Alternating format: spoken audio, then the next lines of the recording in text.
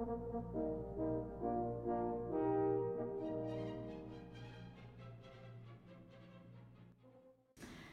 hommikust, kallid õpilased! Tere hommikust, kallis õpetaja Anastasia! Istuge palun. Reedel meil oli kontrolltöö. Kas te tahate vaadata oma kontrolltööd? Jaa. Okei. Sul on 5 tubli.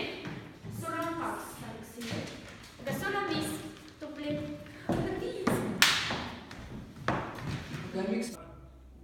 Aga miks mul on 2? Sest on vaja õppida, Aleksei. Ljoša, ära muretse. Ma käin alguskeskuses ja mul on 5.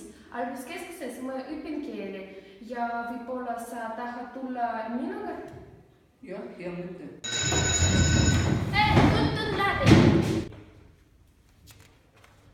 Настя. Ma kuulen, et te räägisite alguskeskuses Ja me rääkisime. ja ma käin alguskeskuses. Tore! Ja mul on 5.